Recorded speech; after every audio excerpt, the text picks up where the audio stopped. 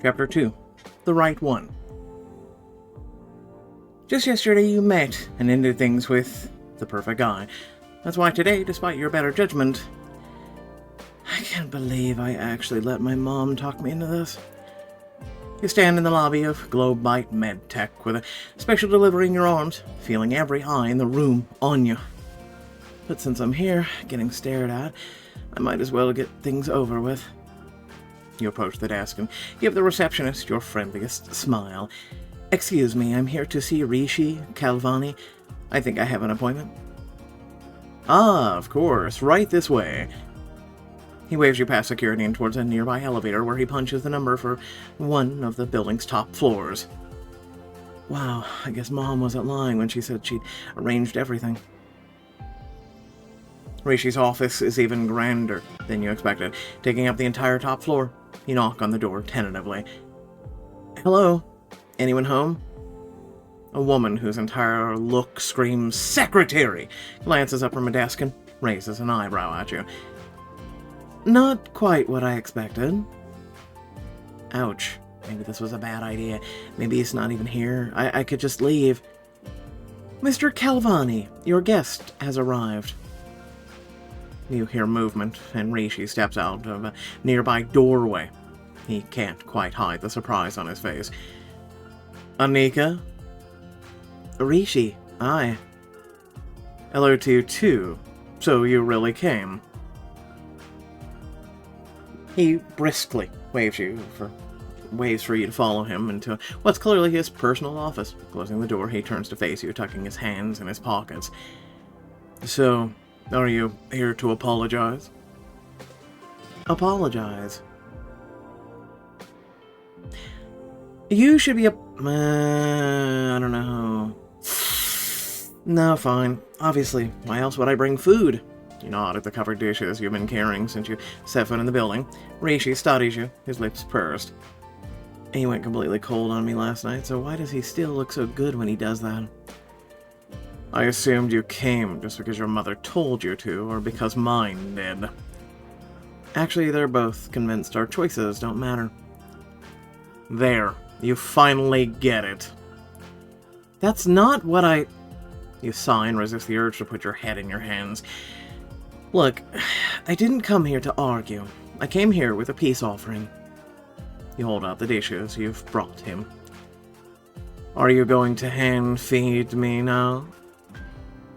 "That depends. How do you like your Dell?" For a moment he holds your gaze, and you both chuckle, some of the tension breaking. "All right, give it here." Home-cooked meal. Hand it to him. God, does that look good. You lay out each dish, including the perfectly steamed rice. Rishi gives them a quick glance. "Thanks." And then he nudges them all aside and turns back to his computer. "You don't want to try any of it?"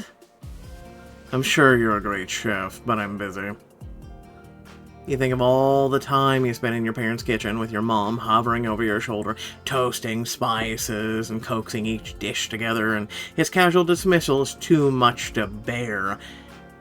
"Busy! You're being rude again." "Haven't you heard? I'm always rude." "Only when you want to be. You were perfectly charming for some of last night." "So were you." The unexpected compliment makes your cheeks warm. "Then we both could be handling this better." Rishi drums his fingers on his desk and sighs. "What exactly do you want me to do about it?"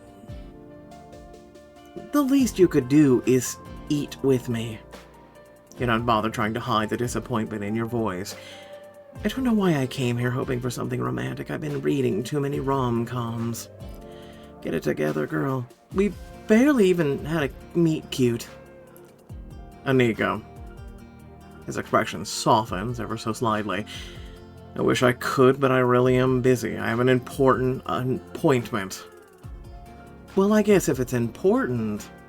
"Why don't you come with me? Please, bring your homemade meal and I'll eat it once I take care of things." Sudden butterflies in your stomach take you by surprise. "What kind of appointment?" "I have a feeling you'll like it. Just trust me." You aren't sure if you do trust him, but the apology and hopefulness in his eyes melt your heart just enough. Okay. After a short ride, Rishi's town car pulls up in front of... Why are we at the hospital? Follow Rishi as he climbs out of the car and moves to the trunk. When he opens it, you spot several boxes inside. Globite MedTech. What are these for? This place means a lot to me. The doctors here do their best to ensure my dad was comfortable before... He trails off, his words hanging heavy in the air, but he smiles as he reaches for the boxes. I understand. Let me help. You don't need to... Grab one of the boxes before he can protest further. I want to. I'm starting to get a feeling that this is for a good cause. I'd like to think so. Winking, he strides into the hospital and you trail after him, trying to ignore the increasingly frantic butterflies you feel. Relax, it was one wink. Shake it off. You expect to walk quickly through the hallways, but one thing quickly becomes apparent. Mr. Calvani, how's it going? Not bad, Doctor. Did you get those supplies I sent last week? We did. They were a literal lifesaver. Is that Rishi Calvani I hear? Owen, good to see you.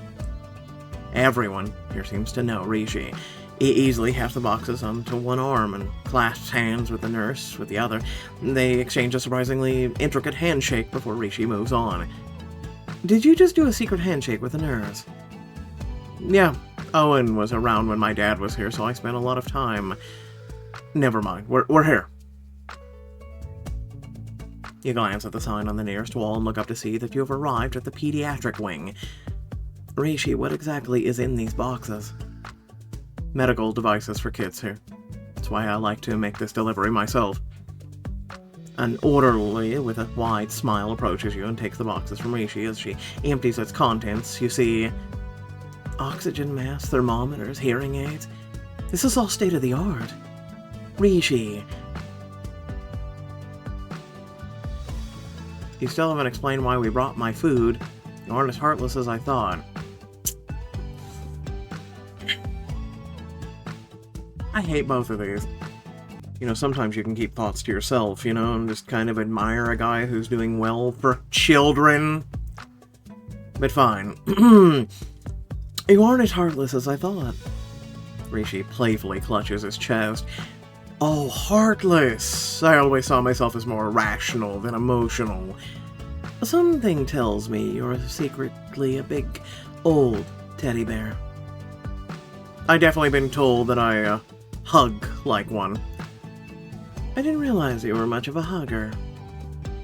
Only in the right company. Rishi peeks into an adjacent room and his face lights up with a genuine smile. Why don't you see for yourself? He leads you into a brightly lit library where several kids are sitting at a table or lounging against cushions on the floor. A few of their parents sit beside them, talking softly. As soon as the kids spot Rishi, their faces light up. That some of them look at you with wide eyes. Rishi's here. Camry, have you gotten taller? And look at you, Joe. You've gotten smaller. As Rishi gives some of the kids gentle pats on the shoulders, others approach him, holding up books. Can you read us from the Dragon Book? Easy, Joe. Mr. Calvani just got here. But I want to read the story about the princess. One at a time, everyone. First, I want you to meet my friend, Anika. Rishi's our friend, too. Pretty lady. You can call me Anika if you want. Hi, Anika. I'm Gigi. A chorus of hellos ring out. The children seem shy at first, but Rishi clearly makes them feel comfortable. Gigi peers between you curiously. She really is pretty. Is she your girlfriend? You stifle a laugh at the adorably surprised look on Rishi's face. No, Anika and I are, Oh, are you married then? Well, that's up to Rishi. The kids giggle at Rishi, who scoffs. Do you guys think I'd get married and not tell you? I guess not. It'd be mean to not tell your friends. Mr. Calvani does have a life outside this place, you know. I'm Not sure they do, dear. It's alright. This place is the highlight of my life anyway. Rishi clears his throat as he sits down in what's clearly a reading area. The kids gather on nearby cushions and couches. Now look, I have something important to ask you all, but I needed your parents' permission, okay? Anika's an excellent cook, and she brought some homemade food. Would you like to eat with us? That's so thoughtful. The kids would love to try your food. The kids let out a cheer, and with Rishi's help, you lay out the food for them. You smile, watching them tuck in all the dishes. Rishi gently nudges your shoulder. Psst, I think they like it. It's so good! Your heart flutters as he smiles at you across the cluster of boisterous children. As everyone finishes eating, he clasps his hands together to get their attention. So, what do we say to Anika? Thank you for the everything. Now will you read to us, Rishi? I had a different idea for today. Why just read a book when we can put on a show for everyone instead? I'd need Anika's help, of course, but there are costumes around here somewhere. From one look at the room full of eager faces, you can tell this would make their whole day. Not to mention Rishi's. I miss when times were this simple. Maybe stay to the end of the video and I'll tell you. Okay, just what kind of costumes do you have? Yay, a show! Give us 1 second to get ready, everyone. The children squeal as Rishi leads you to a far corner of the room. There are a few boxes of toys, props, and costume pieces. We've got a few options, so I was thinking we could just improv. I've never done that before in my life. I had a feeling, but you can just follow my lead, alright? Pick a prop to set our theme, and we'll go from there. If you say so. You rifle through the box of costumes and can't help smiling as you find some options. The pirate, the sparkling tiara, a magic wand. Listen, I feel like the sparkling tiara is the age-old typical thing. Listen, I'm going with a wand. We're a wizard, Teddy. As you pick up the wand, Rishi hands you a sparkling fairy headband to match. The fairy tale look suits you. Oh, you really think... Instead of replying, he sweeps across the room to present you to the group of eager children. She looks so pretty. Isn't she beautiful, fairy? Or just like the one in our story today? Okay, so he was serious about improvising everything. The fairy queen Anika lived in a faraway forest. She was a protector and a fierce warrior. Just like me. Who loved sparkles and her sparkly wings. Like me. But one day a human got horribly lost in her kingdom. Anika saw him wandering and approached him, only for him to... She glances expectantly and you chime in. Scare her. The human had never met a fairy before, and he'd never seen anything so... This time Rishi cuts in without hesitation. Beautiful. Once they both got their bearings, the human, Rishi, fell instantly in love. You feel a pang in your chest and the next words tumble out of your mouth before you can stop them. For someone who hated commitments, he fell in love at first sight, but he kept his feelings a secret. Until one day, Rishi looks at you and arches an eyebrow. It seems this is your move. The fairy queen caught him writing her a love letter. Is that so? To your relief, he sounds amused, not offended, so you go on. He never meant for her to find the note, but she did.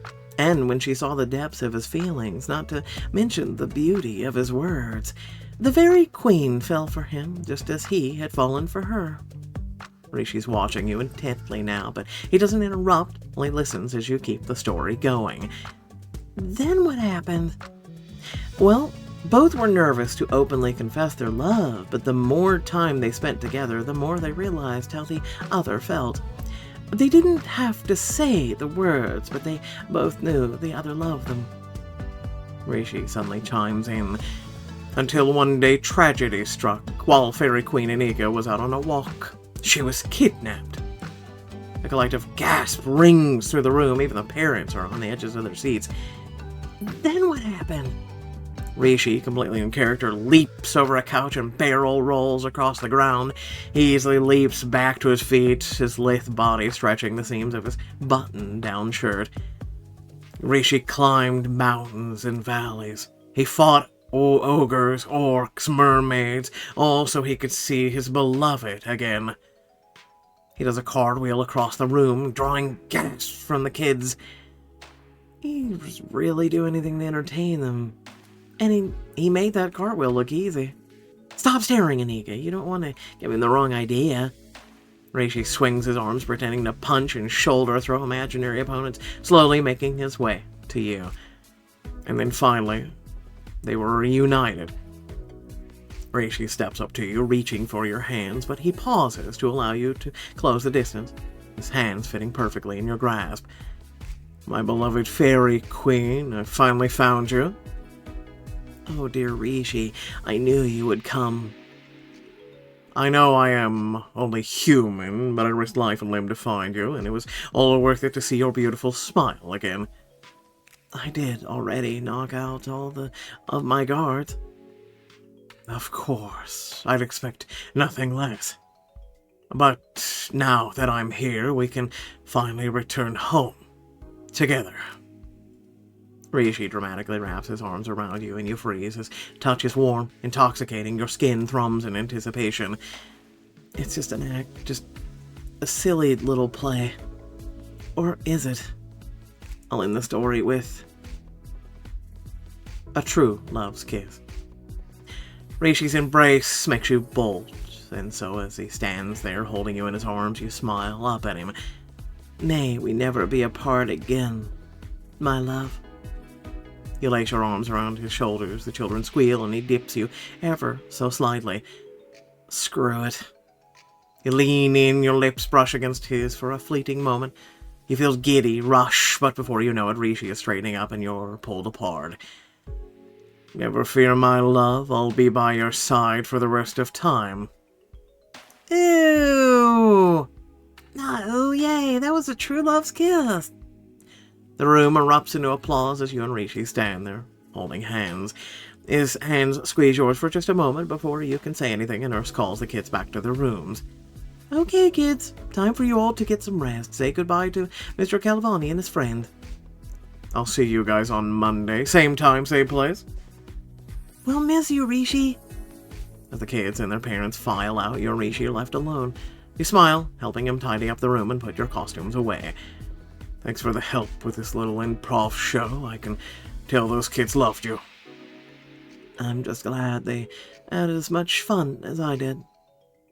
We made a good team. Well, I couldn't say no to you. I should have saved my request for something more important then. You roll your eyes at him, grinning. Too late, the window has closed. Unless I manage to charm you into granting me another favor, the day is still young. As he turns away to finish tidying the room, you try to calm your racing heart. It was just an act for the kids, that's all. But is that all I want it to be? You head out of the hospital, but instead of calling his driver, Rishi settles on a nearby bench. He gestures for you to sit beside him. I should tell you, this is the reason I was late last night. Camry said my stories were getting old, so I was running around town trying to source a box of costumes. For a big shot CEO, you looked pretty natural in there. Thank you. Whatever you may think of me, those kids in there, seeing their faces light up like that, that's my true purpose. Globite is investing in medical infrastructure because I want those kids to see a better future, to be healthy and happy as they deserve. God, if only there were more doctors like you. It was nice to see you be genuine for once. What do you mean? I'm always genuine. I don't doubt that, but you were pretty moody last night. That's true, but in my defense, you took me by surprise in more ways than one. You sit in silence for a moment, Rishi's hand brushing against yours. Instinctively, your fingers intertwine with his. Anika, listen, I'm sorry about last night. He looks deep into your eyes, and you're spellbound by his earnestness. The way I stormed off, it was unacceptable, and you deserved better. Why are you telling me this now? Because you deserve the truth, and the truth is I don't want to be set up by a matchmaker. I may not look like it, but I'm a romantic. I want the woman I marry to be someone I've fallen in love with. I want it to be organic. I like you. I really, really like you, but I don't know if I can love you. Rishi, love takes time to grow. He laughs wryly. I've heard that same line from my mother, and maybe there's some truth to it, but I still believe love needs something to grow from. A spark. So what exactly are you looking for in a partner? It's simple. Passion. Freedom. Excitement. Remember the eagerness in his eyes when he invited you to the club and the way he closed off when the night ended. What about you? I want true love. I've always wanted to feel the kind of spark you mentioned. But love isn't always butterflies and whimsy. It has to be more than that if it's going to last. Why? In the right relationship, it should be easy to keep the spark alive.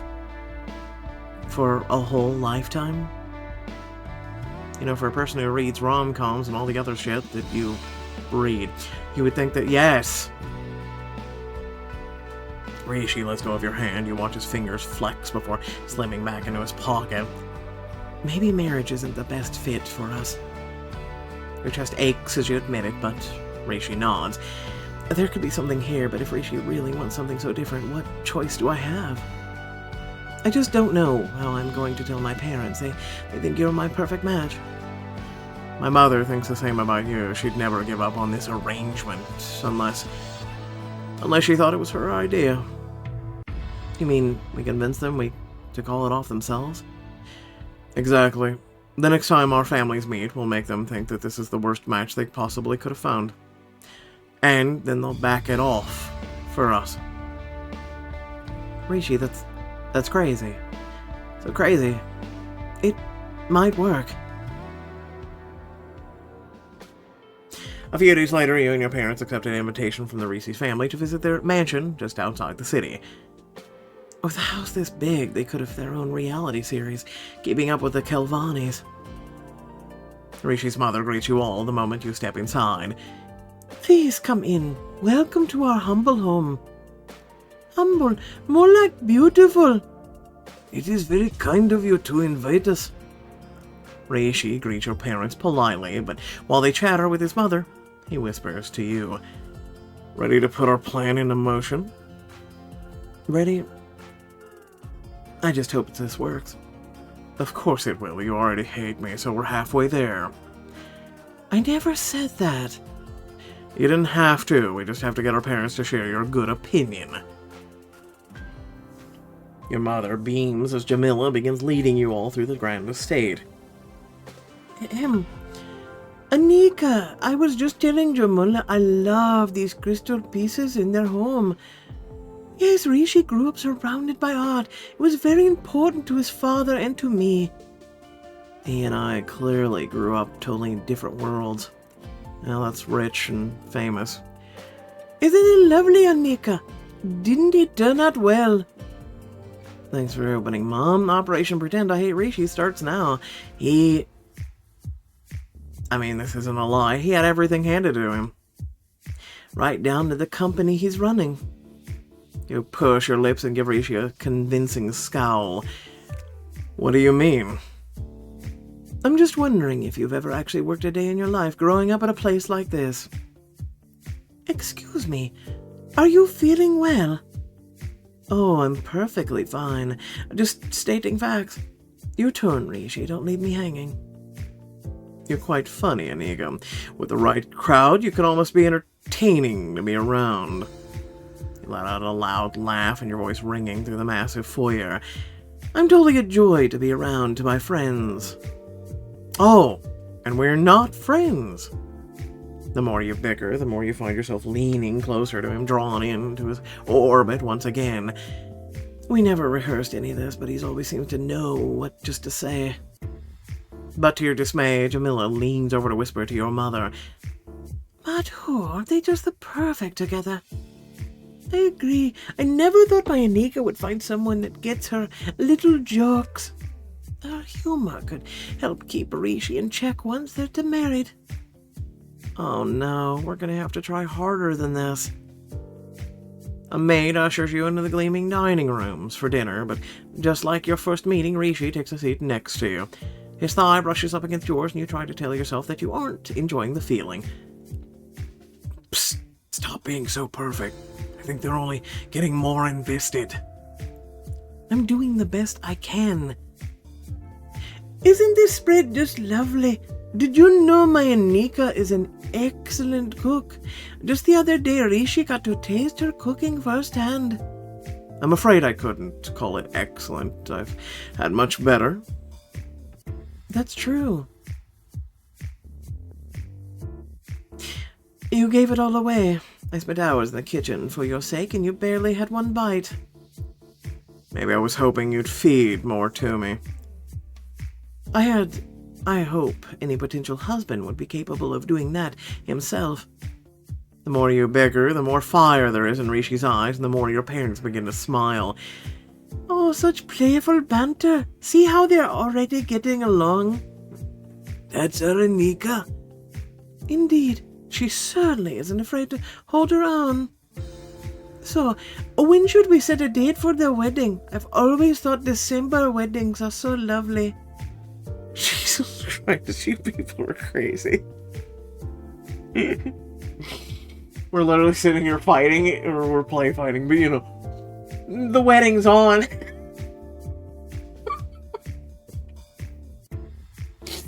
Oh, no, they can't be serious. Without meaning to, you stand up from your chair, your movements bringing the conversation to a sudden halt. Sorry, I just was hoping to get some air in your garden. I'll be right back. Your rush outside in the cold night air instantly helped settle some of your nerves. Oh, this is such a mess.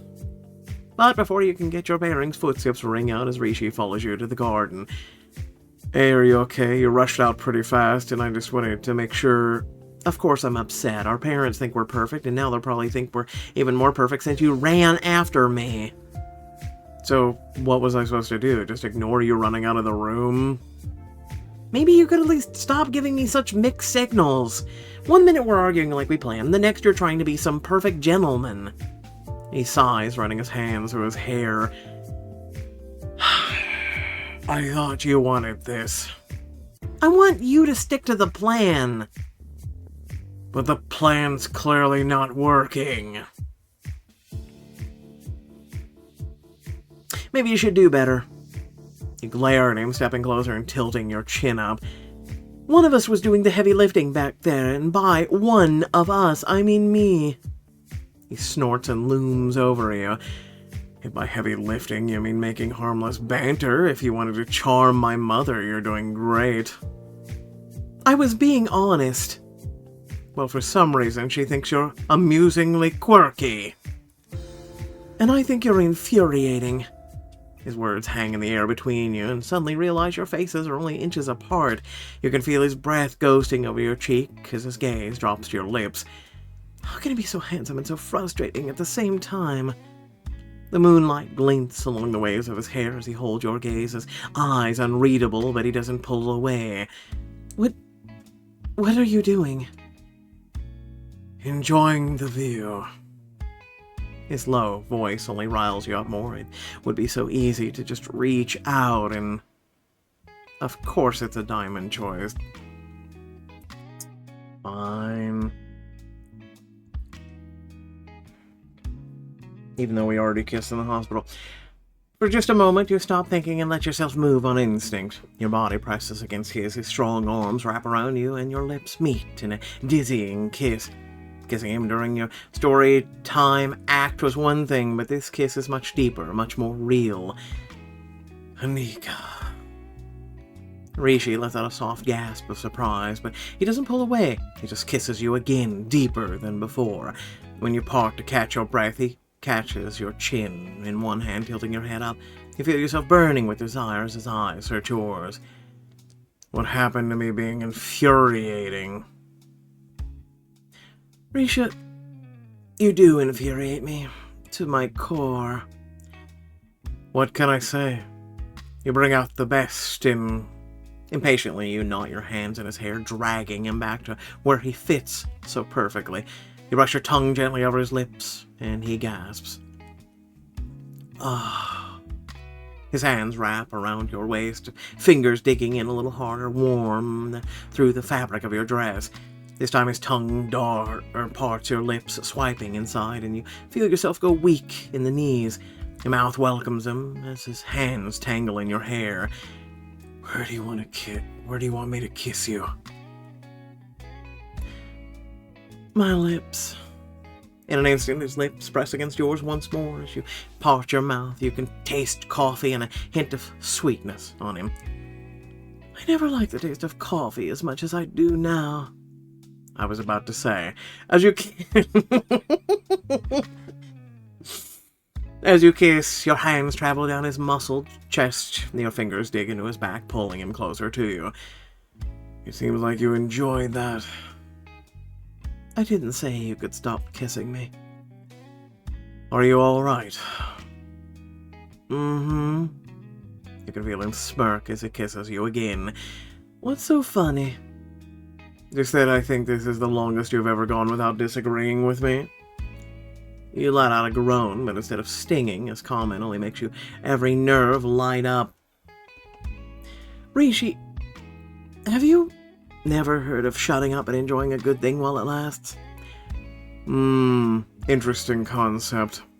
I might be willing to give it a try given the circumstances. Another kiss, your foreheads brush as you breathlessly try to keep up with each other. I think I know something that will keep him occupied. I'll push him against the tree. You plant a hand on his chest and nudge him backwards until his back collides with the nearest tree. Ugh. His eyes widen a little as you step forward to meet him, your body framing him against the tree. This is where you wanted me, is it? Right the second I'll take you where I can get you. Now kiss me. He wraps his arms around your waist and complies. You gasp, exposing your neck to his kisses, and as he nips and teases you, you feel him murmur against your sensitive skin, distracting you from the world around you. His hands caress your shoulders, but go no further. There's a heat between your bodies pulling you to him, but he remains guarded. The ball is in your court. His tongue enters your mouth, and you feel him moan to you, but you can barely respond with your own. As his sweet kiss lingers, all you can think about is how good he feels, how perfectly your lips meet each time he kisses you. Rishi. You lean in for another kiss when you hear a loud honk as a car races down the street outside the mansion. Curse these cars. They always do it. You both instantly leap apart, and reality hits you like a splash of cold water. What was I thinking? I just kissed him. Rishi's breathing hard as he stares at you for the first time since you've met him. He seems at a loss for words. Look, this was clearly a mistake. I was just frustrated, and this can't happen again, ever. He smooths out his jacket, taking a deep breath, and then he nods. Of course. And this doesn't change anything. You're the last person on Earth I'd ever marry. Jesus Christ, you people keep going back and forth. Believe me, the feeling's mutual. As you try to calm your racing heart, he allows himself one last smile. Still, it was nice to work out some tension together. Just as long as our parents don't get the wrong idea, we should head back inside before anyone comes looking. Head back inside with Rishi just behind you. Sorry about that, I just really needed some Oh, Anika, you missed the wonderful news. Jamila would love you as a daughter-in-law, and we've said yes. What do you say, Anika? Your stomach drops as you're taking their eager smiles. Even Jamila looks pleased, but Rishi's expression is carefully blank. If I just say no outright in front of both parents, they only dig their heels in. So you take a deep breath and do your best to smile. I would be honored to be part of your family, Auntie. Wonderful.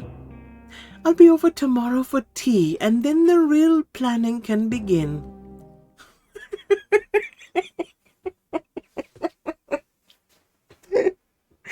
I'm sorry, but this story is crazy. Anyway, without further ado, thank you all for watching. Please remember to like, share, and subscribe. Head down to the description, plenty of things to check out, support, whatnot. And hey, leave me a comment down below. What are your thoughts about this? Really, truly. I'm just, oh man, it makes me giggle. It's crazy because you're both like, no, you want it. The parents want it. Everybody wants it. But you're putting on this act that you don't want it. And I get him and the whole, he wants natural love. Trust me, I totally get that. But, you know, I mean, there's something undeniably there, right? And just, you know, you should just be enjoying and relishing these moments to see if you truly have a spark between you instead of, this hot and cold, hot and cold, hot and cold. My God, it's childish. But anyway, with that being said, like I said, I was going to discuss what I mentioned in the middle of the video about Rishi in the hospital. So, um, you know, uh, some of you may not know this, but I have actually participated in many things like that. No, I didn't have state-of-the-art medical devices to give to kids or whatnot, but the one thing you could give them that is beyond its weight in gold was time. And long before I did choices and doing this content here, I used to read. I used to read for kids, and I used to be really, really good at it. And I never, when I read books, because from the times I can remember, listen, I was not a huge phone person. I wasn't a tablet person.